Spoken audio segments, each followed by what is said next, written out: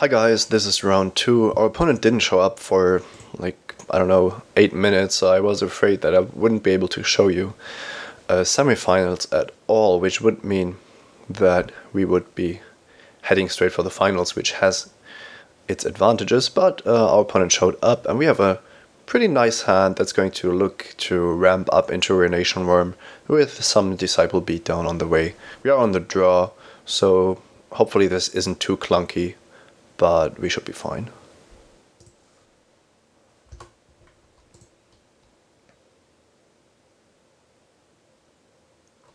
Another red deck, so I suppose that means we are facing Boros. Yes. Pretty clearly there can't be too many Gruul drafters at this table, so yeah, we're facing Truefire Paladin immediately, and we won't be able to block it with Disciple next turn, but after that, of course, we can start to do that. I think Scar Guildmage is unlikely to get into a fight anytime soon, so let's see if we can run out the Disciple first and then see how it goes from there. Might be a reasonable line to just go for the Ruination Worm as fast as possible and hope that our opponent doesn't have a way to deal with it. And of course we have to hope that our opponent doesn't develop too quickly here following that Truefire Paladin. As I said, we can't block because he would just give first strike for then. If he pumps here, that's actually good for us because it means that he doesn't have a better way to use his mana. And then hopefully our Disciple survives next turn.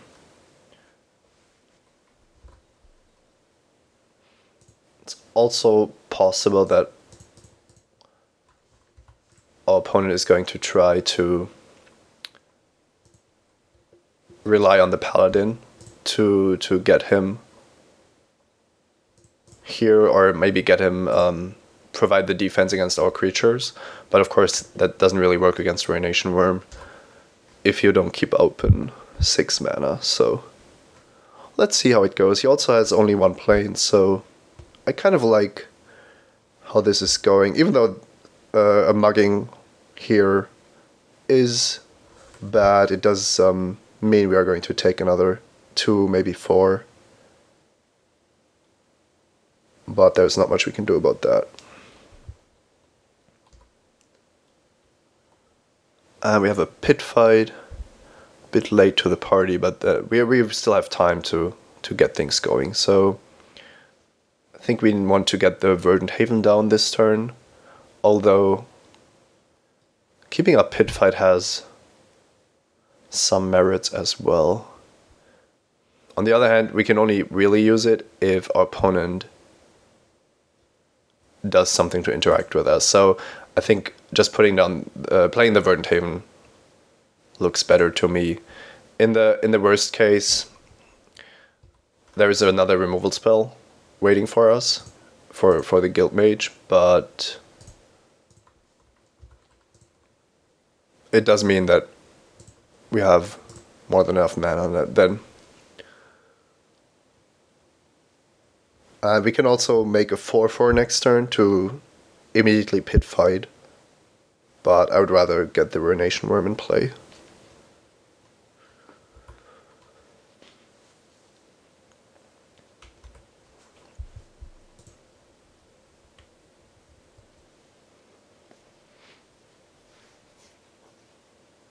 So far the 2 cards our opponent has shown have brought us down to 10 virtually if he wants. And then the question is, what does he drop this turn and the next, and does he have a way to deal with Ruination Worm or not? And after that it's going to be our uncommons facing off, with hopefully the Guildmage being the more powerful card in the late game. And of course we once again won't be able to block here. I would expect that we only take 2 here. He has to play something at some point, and being restricted to a single plains means that he does want to cast something. Night Watch, not a bad card, but also not something that's unbeatable. Here the problem is that we can't play Ruination Worm and keep up Pit Fight, so... But what we can do is activate the Key Rune and make a 4/4 land, which might be better in order to play around some of the cards he might have, and then we can still drop the Ruination Worm next turn.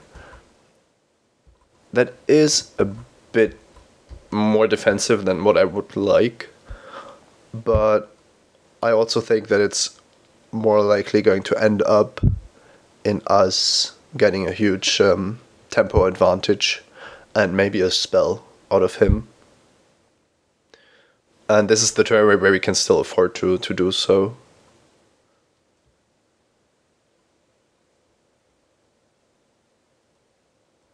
We don't have that many spells to work with, so we need to make the most out of the ones we have.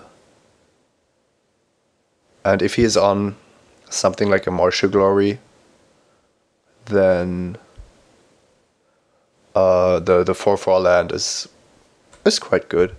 And here I like getting a 4/4, and then we see how that develops. I think that was probably a mistake here. I have to tap the land with a Verdant Haven, so that I still have 2 untapped lands if he plays a removal spell before blockers, so that I can animate another land. But it's only a minor thing, so it's not really all that relevant.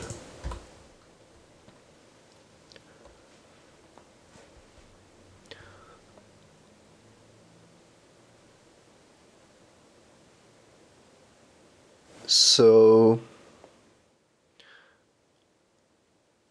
if we respond with Pit Fight here, he just gives his creature +2/+0 again, so we don't really accomplish all that much, which means that we can just let that resolve and then see what we want to do again next turn.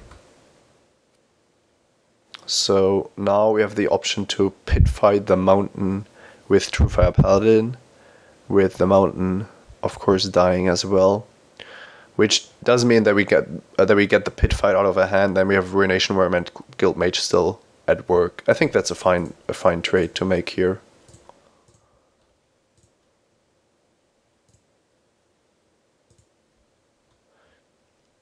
If our opponent activated First Strike before +2/+0, we could have gotten him. Maybe it was unreasonable to hope that, but I think most players would just think of both abilities as interchangeable. So yeah, I think it was a fine play. Simply because we had the chance to get more out of him than this trade, which wasn't amazing because we lost our land in the process. And now we are on 7 lands with Scarred Goliath in hand, but also the Guild Mage that allows us to trade lands for our opponent's creatures. So as long as there's an act of aggression or something in our opponent's hand, we are looking pretty fine. Yeah, act of treason, that's what it's called. Good beats, good beats.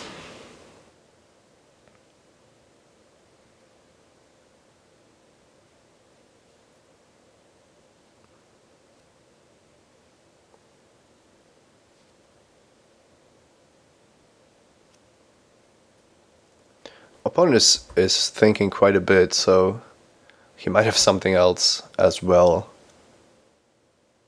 which isn't great for us. There were quite a lot of Martial Glories going around, which is something to keep in mind as well. I might actually be forced to block with the Guild Mage here. If you look at the damage, we can't really afford to take 11 here. And the question is whether I can afford to block a knight with the Guild Mage and then go down to 3. No, I don't think I can do that, so I'm going to block here, even though it hurts.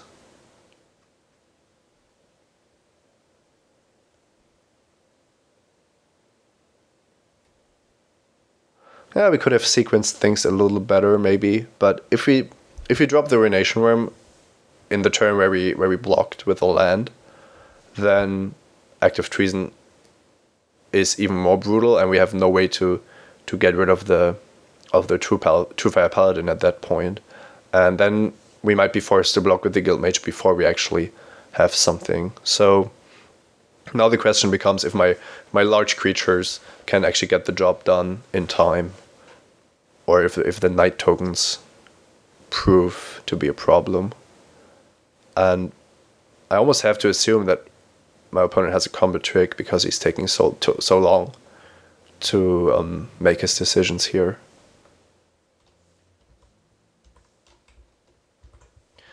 And it's a Scourge Walker on one of the knights, so he's bringing us down to 3, but we are live, so that's a good thing.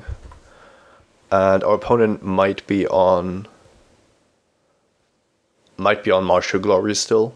That's certainly possible. The question is if we can afford to attack with Ruination Worm. Problem is that we don't really want to lose our Gruul Key Rune because Scarred Goliath becomes a lot weaker. However, we do have to pressure our opponent at some point, so this is now the point where we can't cast Scarred Goliath, and we need blockers for the knights. I think we have to play it safe.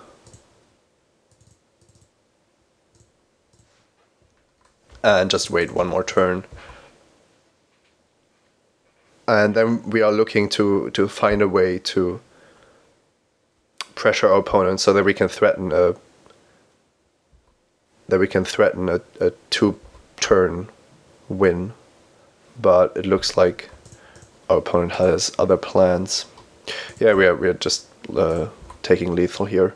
It's possible that our opponent had that all along, but yeah, I don't know. He took a very long time to actually make his play, so I'm not sure about that.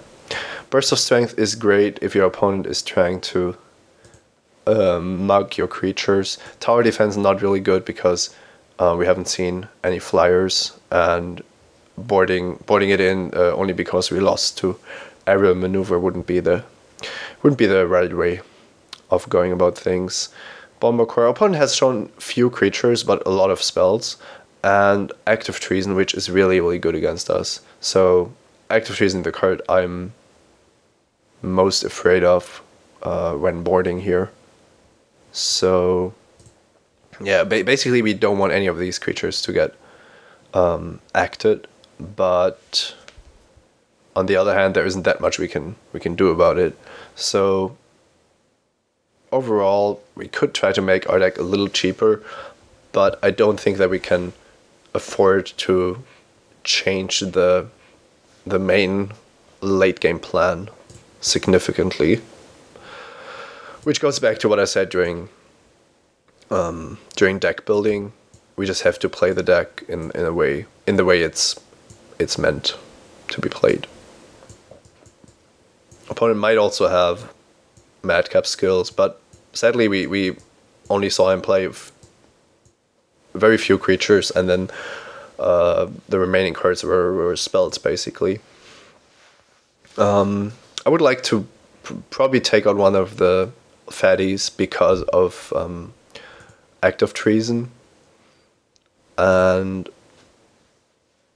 the cards I have available to bring in aren't amazing, to be honest. It might actually be Tower Defense, because that's the card that allows me to just block everything, and then when he has a trick, maybe get a nice trade off that. So I think it's either Tower Defense or Burst of Strength, and probably not something like Millennial Gargle or Bomber Core, because they're just so embarrassingly small.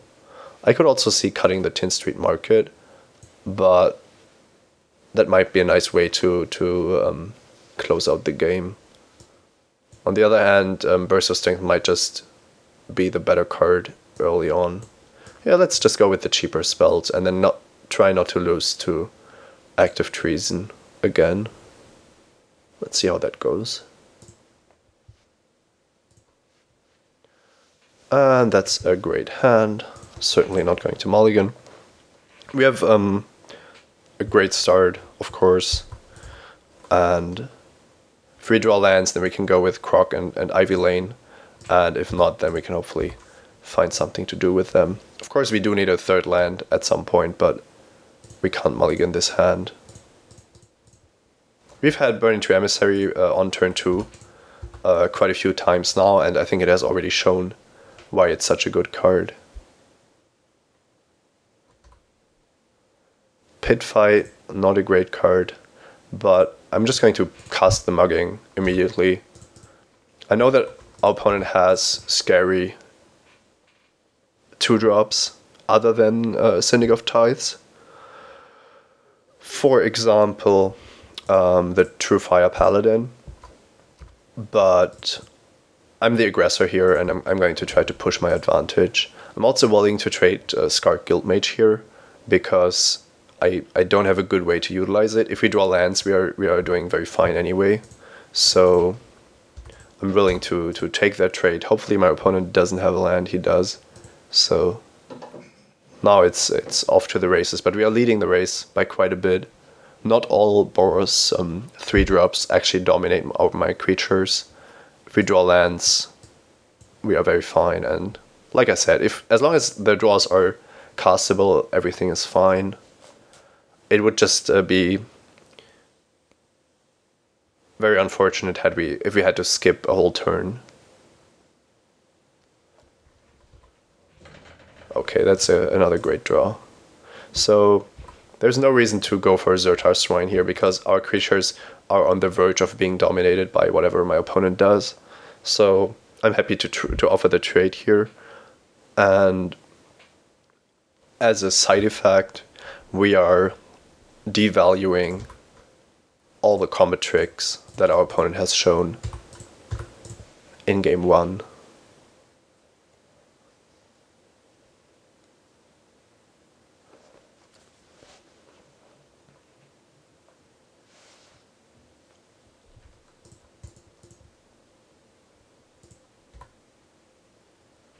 Here our opponent might hold the aerial maneuver, which allows him to trade True Fire Paladin for Skinbank Goblin, but not sure if I want to play around that card at this stage. Croconaur can attack for sure, and keeping with the Skinbank Goblin is actually quite interesting because if he has the maneuver, then we make it more awkward for him to use his mana effectively, and that makes our pit fight much stronger. So I kind of like only attacking with Croconaur here. Of course, we get punished extra hard if he has Smite, but this isn't a deck where you should play Smite in. So I think it's more likely that he's sitting on Aerial Maneuver rather than having a Smite in his Boros deck that we didn't even see. Only during drafting did we see the Smites, but those probably didn't end up in the Boros deck. Also because we didn't pass a lot of Boros cards, so these cards shouldn't have been drafted by our left neighbor or somebody to our left where we passed the Smites. And now we still have to worry about True Fire Paladin. It's possible that we could have dealt another 2 damage here, but I think playing around aerial maneuver without it costing us too much was a reasonable line here.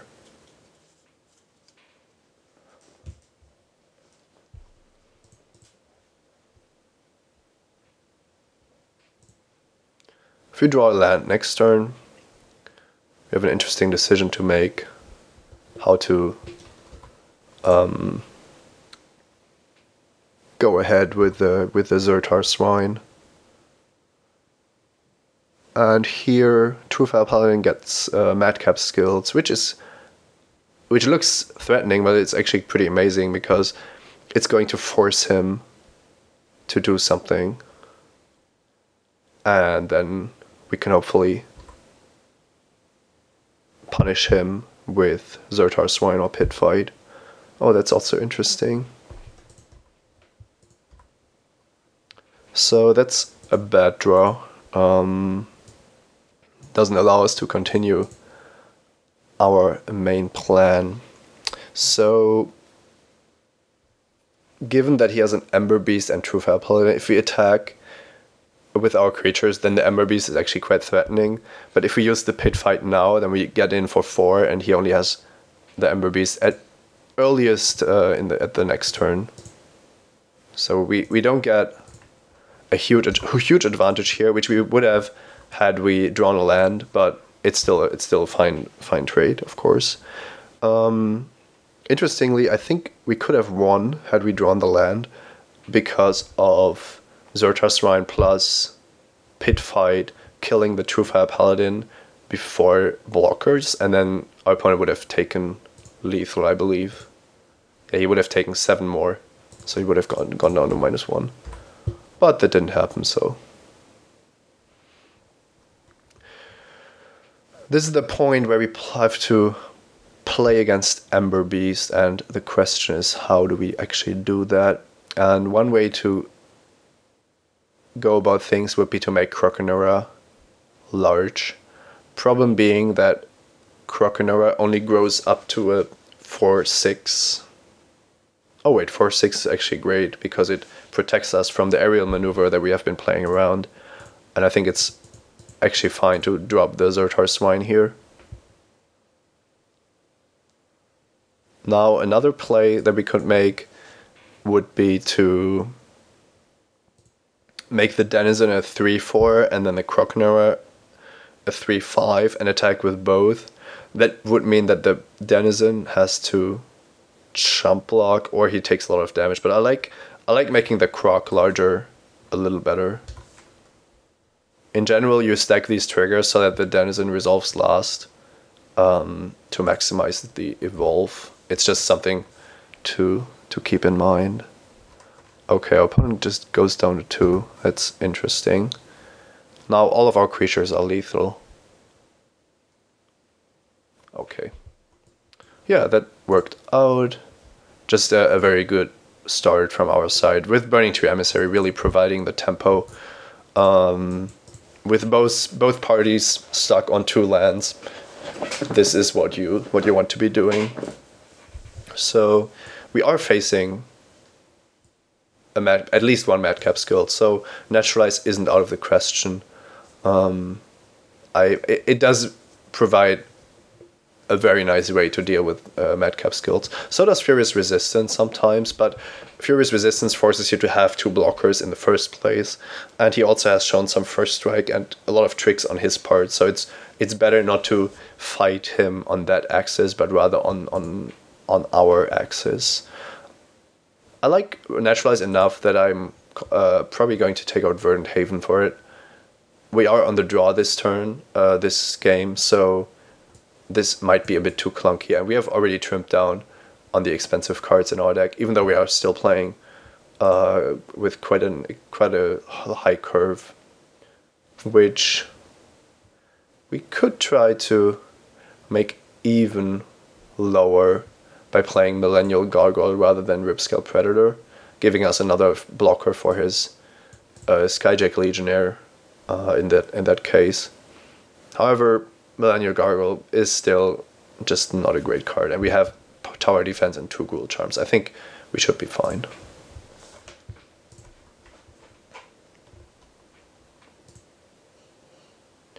And this might be the game where Boros Reckoner just demolishes our opponent.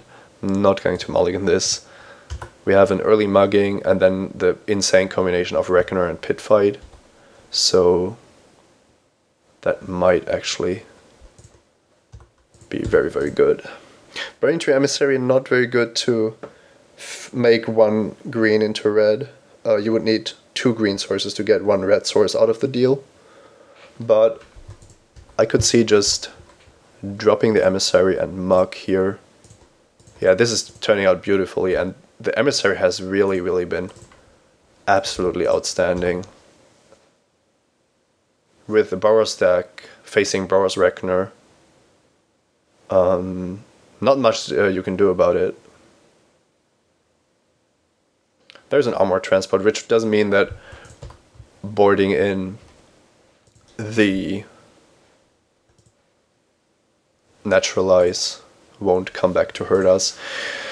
Here, we are facing an attack by Armor Transport, which is something that we can't really do much about. And the question is if we want to block it at all next turn. And my feeling is that we probably don't. So I could actually see going a little bit offensive here with the Burning Tree Emissary. And then dropping Boros Reckoner. The question is if dropping Croconora first is better, but we can still get a trigger from Ivy Lane Denizen.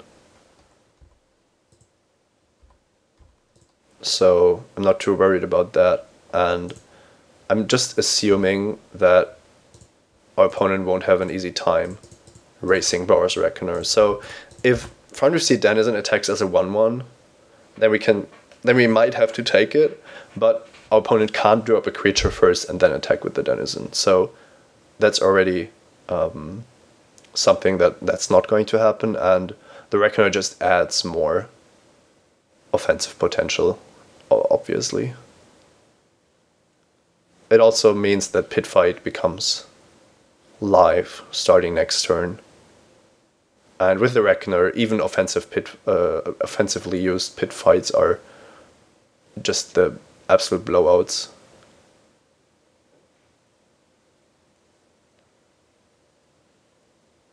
It's a good thing that our hand has so much staying power, so we aren't really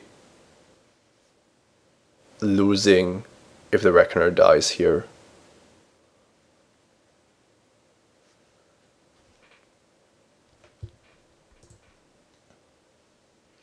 Yeah, can't block.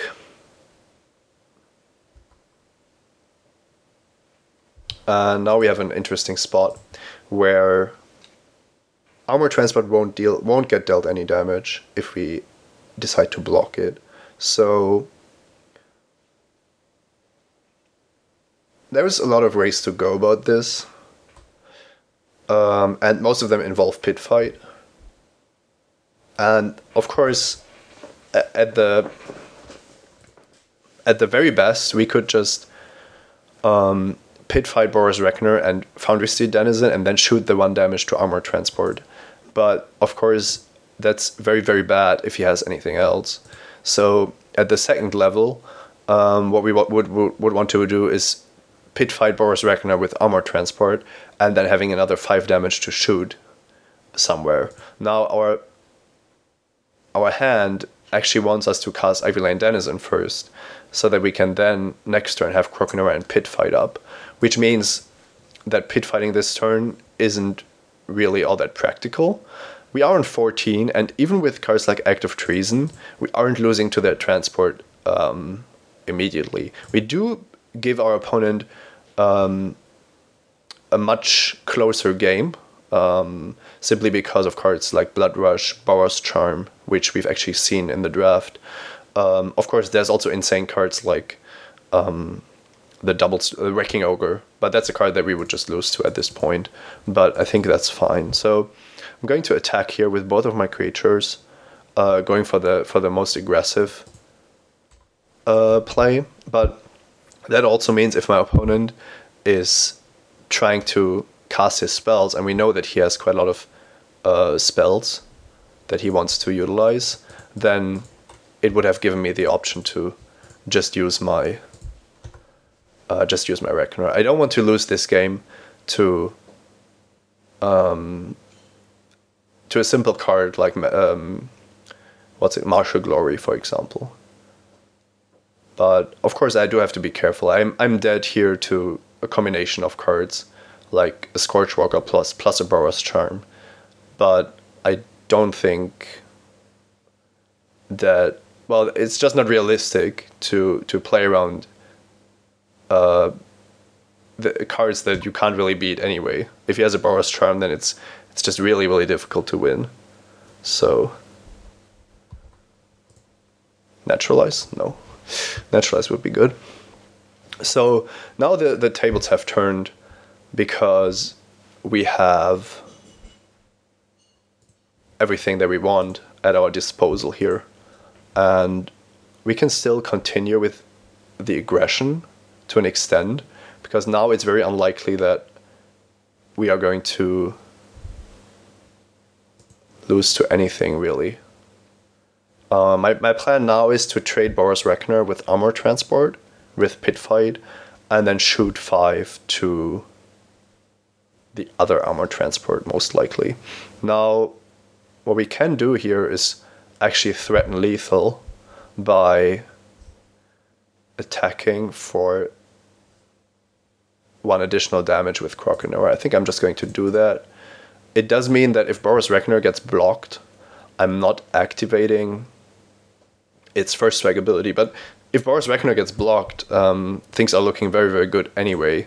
So that's another nice thing about this attack.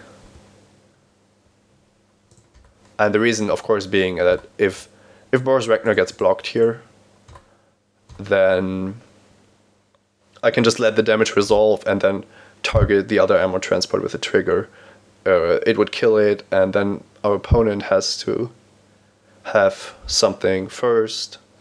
And yeah, our opponent just doesn't have a good block here. He's going to take 8 and go down to 5. And now the only question is if he has something else to save him or not. Now, a removal spell on the Reckoner wouldn't do it. A Boros Charm for indestructibility wouldn't do it, so that's very important. Aerial Maneuver doesn't do it. And if he has a Pit Fight of his own, he might be able to do something, but I don't think that he's threatening lethal or anything remotely lethal here. So I'm just going to try to see what this Pit Fight results in.